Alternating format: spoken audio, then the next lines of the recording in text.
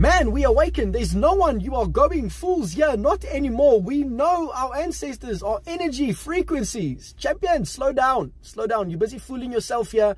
And we can see it expressed through the sentence structure in your comment. But let's try and decipher what you're trying to ultimately say here. Number one, you are deceived and you are wrong.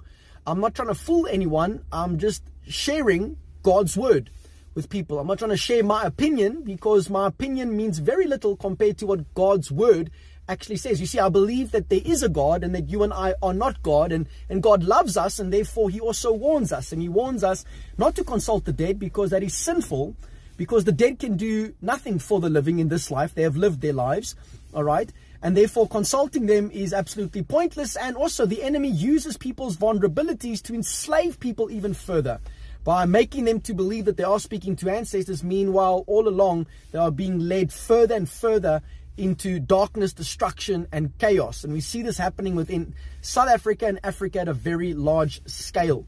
So let's just hypothetically say that you are right, and that, which you are not, but let's just say hypothetically you were right. And we think about how your statement is right, that our ancestors are frequencies. If that is the case, wouldn't it make more sense for you and I to, much rather than consult and speak to the one who created frequencies, who is God, okay, who is God? He's the creator of everything. In him we live and move and have our being.